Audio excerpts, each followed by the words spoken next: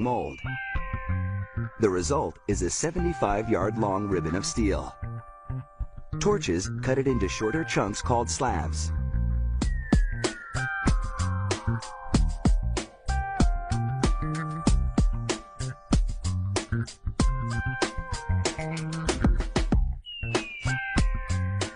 It over to another station to await further processing.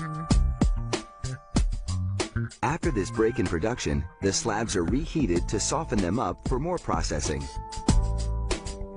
By now, a rusty scale has accumulated on the steel surface. Workers pressure wash it away without cooling the hot metal.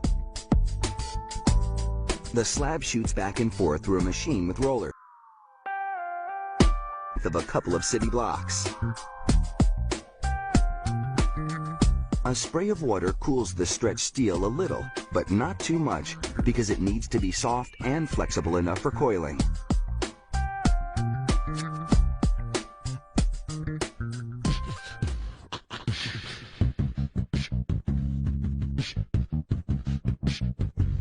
This spool coils the strip tightly like a roll of toilet paper.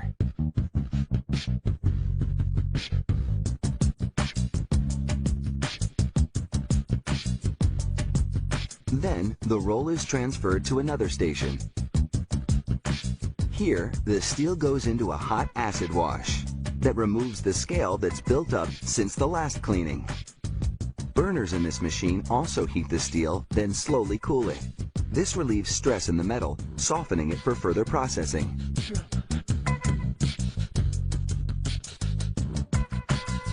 The steel is now unwound into a machine that rolls it to the customer's specified thickness.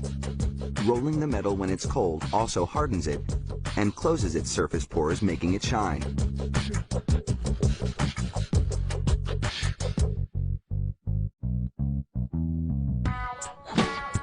After one last cleaning, the stainless steel strips are gleaming, preventing oxide film.